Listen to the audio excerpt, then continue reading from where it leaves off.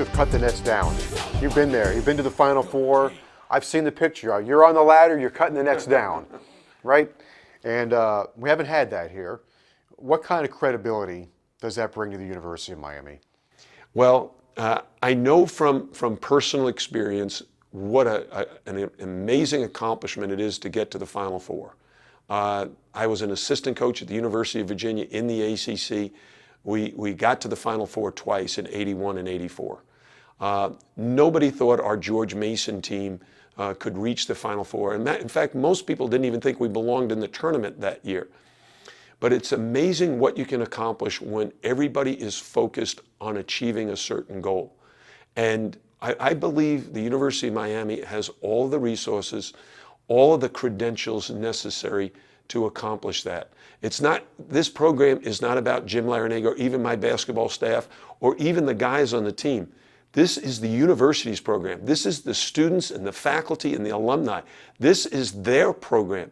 And if they rally around us, if the community will support this program, we're going to accomplish things that no one dreamed possible before. Everybody kind of dreams in the background, but they think, we can't really do it. No, we can. But it's going to take an awful lot of effort. It's going to take an awful lot of patience. And we're going to have to do things the right way. But Joe, I know it can be done. We've done it in the past, and we're planning on doing it in the future here at the U. Let's talk a little bit about where you are right now, schedule-wise. Coming up, you have Memphis and West Virginia. You've taken on a pretty ambitious non-conference schedule. Early in the year at Ole Miss, ACC Big Ten Challenge at Purdue. UMass came in here as well. What have you seen from your team early in the season? Well, Joe, the non-conference scheduling philosophy is this, and simply one thing. We want to put ourselves in a position to receive an at-large bid to the NCAA tournament should we not win the ACC tournament. There are automatic qualifiers, the teams that win their tournament. There's 31 of those, right? But there's 37 at-large teams now. We want to be in the RPI, in the top 37, so that should we not win the tournament, we're going to still make the NCAA tournament. To do that, you have to play a very competitive non-conference schedule. So to play teams like UMass, who we think is going to be outstanding in the A-10, Purdue, Memphis, Mississippi, all teams that rank very, very high. West Virginia, another team in the Big East Conference who's perennially at the top of that league, along with the Syracuse and Pittsburghs, teams that will be joining the ACC. So that non-conference schedule is built with that idea in mind. You went small earlier this year. You went small against Purdue, UMass. Was that a challenge? How did you come up with it? And I think you were kind of embracing some of these challenges.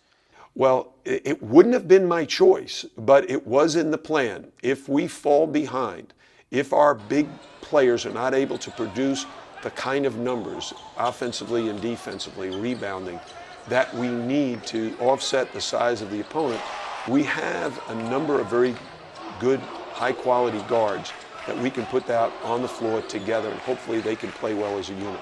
And that's what we did. We added Shane Larkin and Trey McKinney-Jones to the starting lineup, basically because they were producing points, rebounds, steals. Trey McKinney-Jones has led us in rebounding.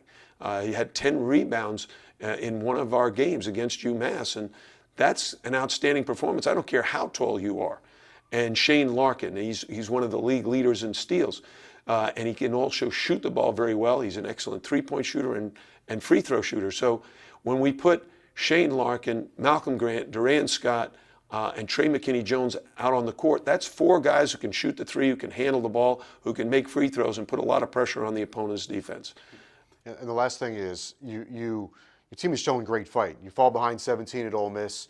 You go to Purdue, they'd won 21 in a row at their place. UMass, they're coming at you the entire game. But your guys show a lot of fight.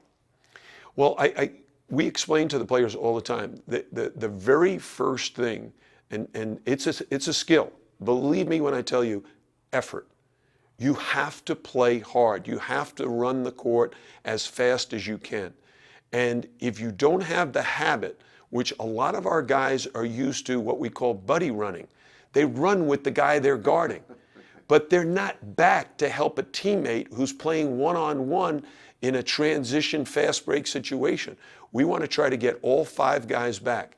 It's our number one commitment, Joe, to set our defense. And to set your defense means 5 guys back, everybody in a stance, everybody seeing ball in man, everybody in a position to guard the ball, and if you're not the guy guarding the ball, be in a position to help the man who is guarding the ball. Hurricane Game Day is brought to you by the Florida Fan Game. Think the Canes are Florida's #1 fans? Prove it at facebook.com/sharealittle sunshine.